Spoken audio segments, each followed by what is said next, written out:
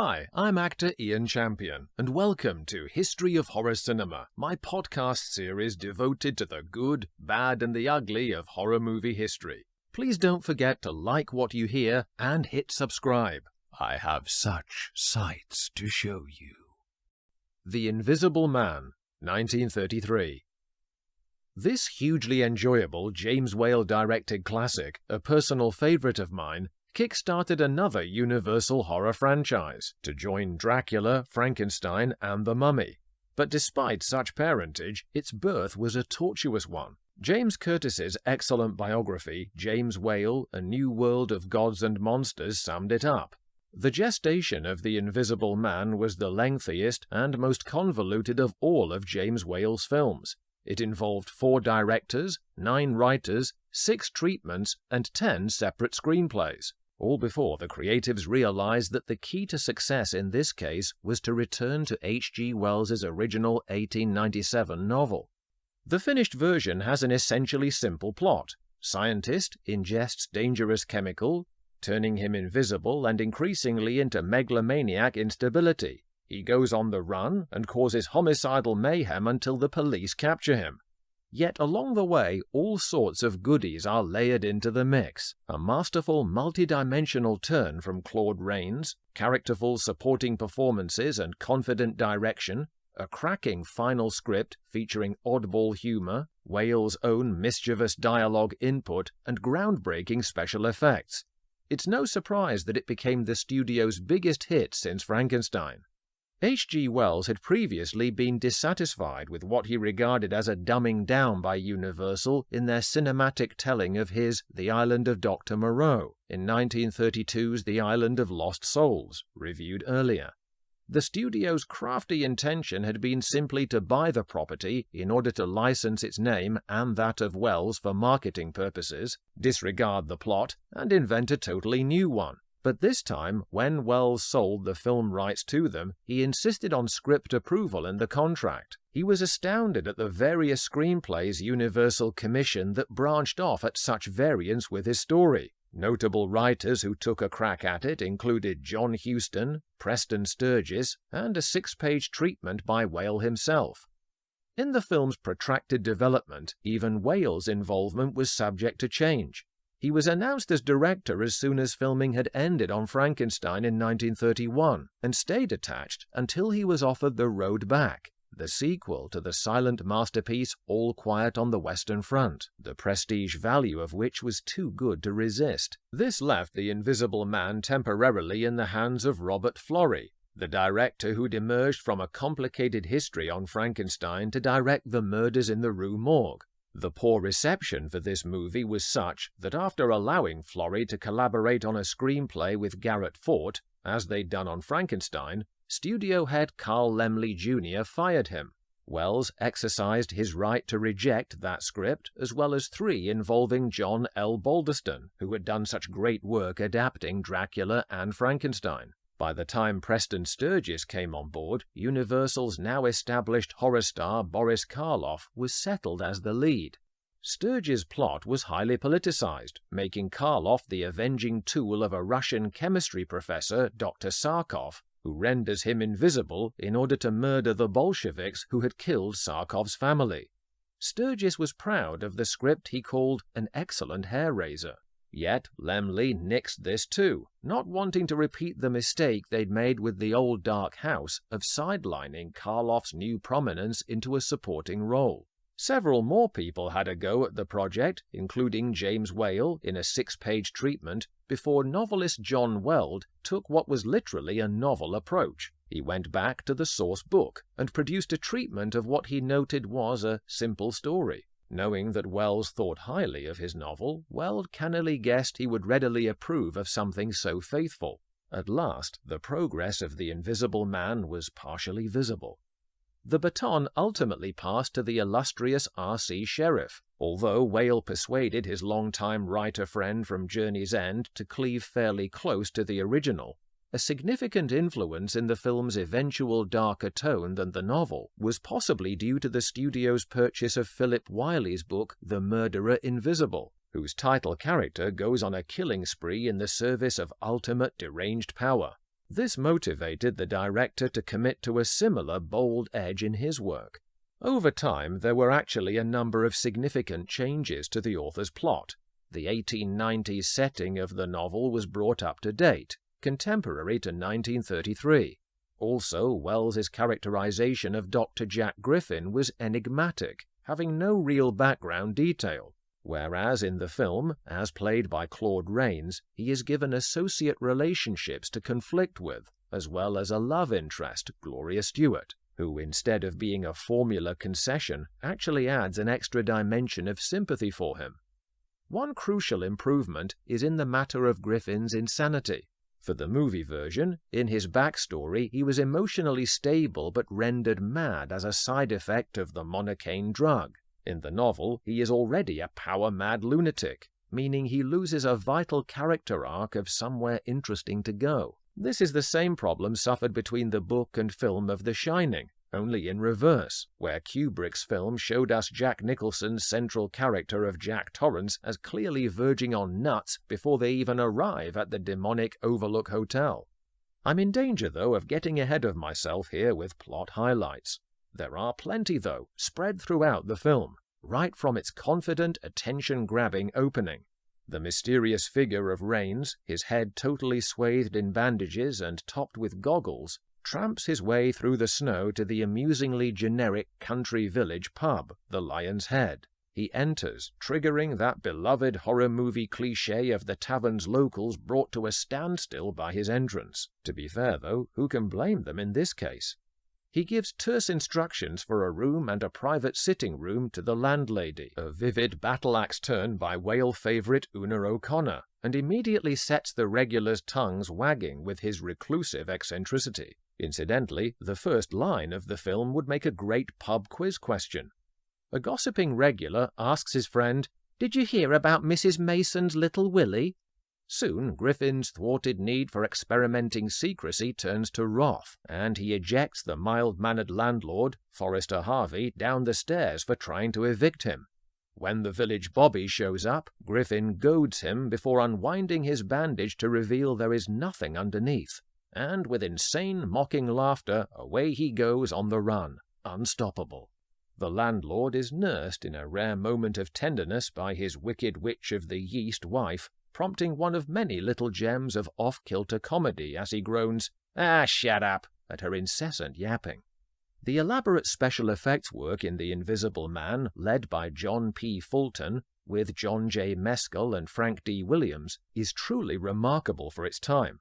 Fulton originally wanted to become a director, but realized his forte was in transformative, and in this case, hard-to-detect invisibility effects, with an amazing sideline in miniatures. He would win 2 Academy Awards for his fine work. To suggest Griffin's bodily invisibility under full clothing as he moved around, wires were used to suspend his garments. For the more difficult illusion of revealing nothing under removed bandaging, Rains was cloaked entirely in a black velvet suit against a background of the same material. This shot was then combined with a matte shot of the same scene without Rains. The filming was arduous for the actor, especially due to the disorienting claustrophobia of his head needing to be smothered so completely. However, the result was highly sophisticated for the period and must have astounded audiences. Remember, cinema was still a relatively young medium, and much of the trickery was made up as its artists went along. Only a moment where Griffin in pajamas sits in a chair is slightly marred by noticeable outlining shimmering around his body. The levitation of beer glasses and other props, and the climactic depiction of snow tracks are the most impressive of all. On top of these, there are the other superb models used in the spectacular vehicle stunt sequences we will come to later. Many felt the effects work in the film was the main ingredient in its success, but James Whale's care ensured that all the elements combined to create a terrific horror film. The supporting performances vie for attention, with memorable Ealing comedy-style turns from the pub locals, with their 1930s Cockney, "all right, I'll go" accents, albeit in a Surrey village. Whale lovingly crafted the population in these scenes, allowing his working-class childhood in England's black country area of Dudley to inform the local colour on screen. Various police officers through the ranks prove arresting as well, if you'll pardon the pun. We have the Bobby who registers his shock at Griffin's vanishing act with, "He's all eaten away!" A movie debut for E. Clive, a burgomaster for Whale in Bride of Frankenstein. And then the refreshingly resourceful confidence of Dudley Diggs' chief detective. He becomes the victim of another relishable comic moment from one of his own men. After a commanding manhunt speech, reminiscent of Tommy Lee Jones's famous hen-house outhouse thoroughness in The Fugitive, his authority is slyly undermined by a watching PC's faint approval. "Oh, I see. Pretty good." The eagle-eyed will spot a brief welcome cameo from Dwight Fry as a bespectacled journalist. By now he had become fatally typecast as creepy henchman, as a result of playing Renfield in Dracula and Fritz for Whale's Frankenstein. Here he gets a chance to exude his high energy through a relatively normal role, pestering the police with suggestions for trapping Griffin. Whale expertly plays R.C. Sheriff's humorous dialogue against the horror, shrewdly balancing between them instead of only hitting notes of unrelieved seriousness. Not that he was afraid of going for dark comedy even from the mouth of his malevolent lead. Whale even added some dark, twisted payoff lines for Griffin dubbed in by Rains in post-production. This brings us to the director's superb taste in casting Claude Rains to lead the film. Boris Karloff and the project had parted ways earlier over an alleged refusal by the studio to match his requested fee. Whale wanted Colin Clive, who'd already worked with him on Journey's End and as Henry Frankenstein, and would certainly have had Griffin's tortured megalomania well within his wheelhouse. But Clive was homesick for England after shooting 2 more films in Hollywood after his fabulous dual success in those 2 films. In Rudy Bailmer's documentary, Now You See Him, The Invisible Man Revealed, Rains' daughter Jessica tells how Rains, coming from a prestigious exclusively stage background, had filmed a screen test that almost scuppered his film career before it began. This was for the RKO film A Bill of Divorcement the previous year, and his overly demonstrative theatrical expression had no real previous screen experience to temper it for the more subtle camera. Whale, however, viewed the test and immediately knew he was the Invisible Man by virtue of his remarkable voice. During filming, the director supported Rains' lack of movie skills further. After the actor told him he'd only seen about 6 films in his life, Whale urged him to use his plentiful downtime during the shoot to see 3 films a day to better understand the process. In Turner Classic Movies' short, Tribute to Claude Rains, narrated by Richard Chamberlain, he described Rains's voice evocatively as a mixture of honey and gravel. Jack Griffin would not be half so potent a character, but for the versatility of Rains' vocal feeling fed through the otherwise restrictive mask of the character. He was capable of character range across the spectrum, from portraying cold, clinical evil through to touchingly sympathetic characters, sometimes unexpectedly so, as with The Invisible Man. In a career spanning 5 decades, Rains was a sought-after and highly respected talent, his credits including some of the most famous films of his era, such as Casablanca in 1942 and Lawrence of Arabia 20 years later. As we saw in the story of Charles Laughton, who was taught by him at RADA, he was also a much-appreciated mentor to other actors. This was likely a passing forward of the kind influence of Sir Herbert Beerbohm Tree, who'd paid for him as a student to erase his Cockney accent, with the elocution lessons that freed up his wonderful voice.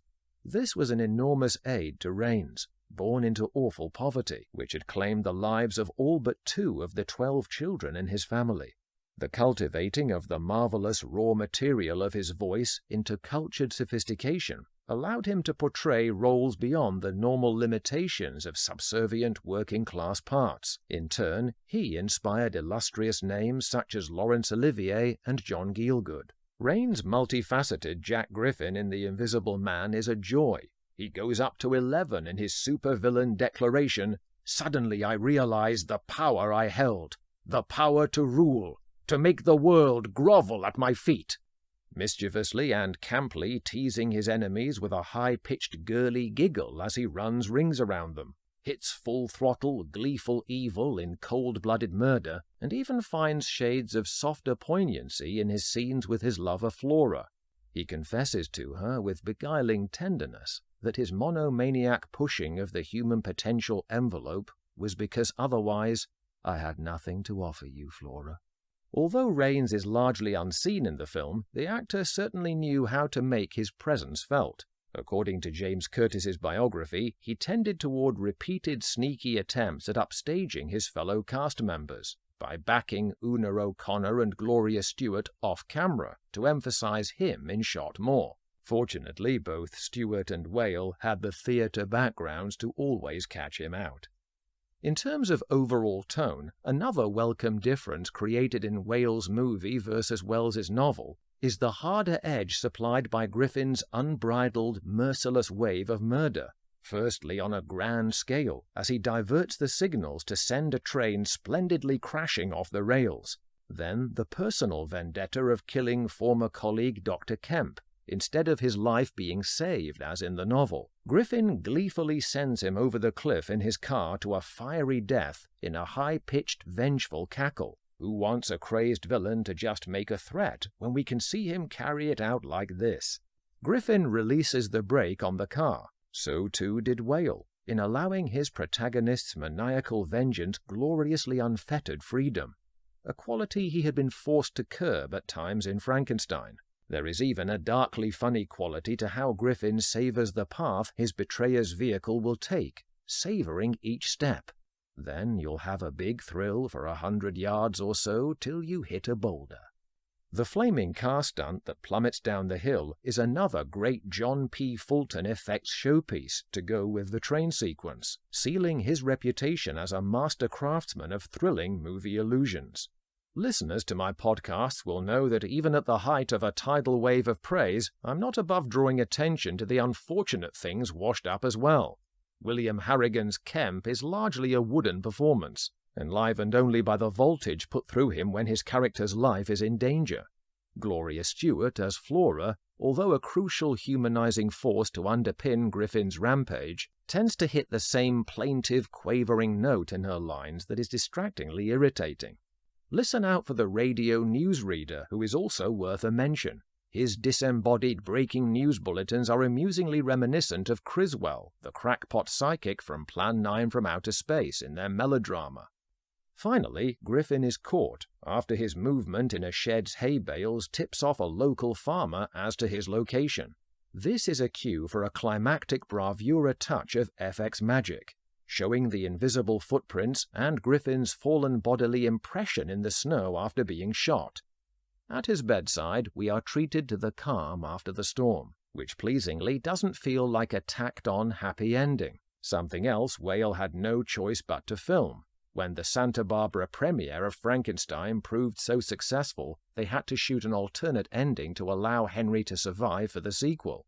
Griffin asks for Flora and her forgiveness before dying, and we at last see his head materialize, morphing from a skull into the handsome visage of Claude Rains, his berserk rage now soothed into eternal peace.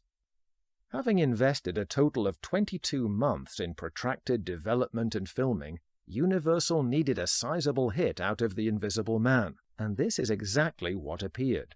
Its place in their Hall of Fame is summed up well by the Hollywood Reporter review of the time, who called it a legitimate offspring of the family that produced Frankenstein and Dracula, but a lusty, healthy, willing-to-laugh youngster who can stand on his own 2 feet.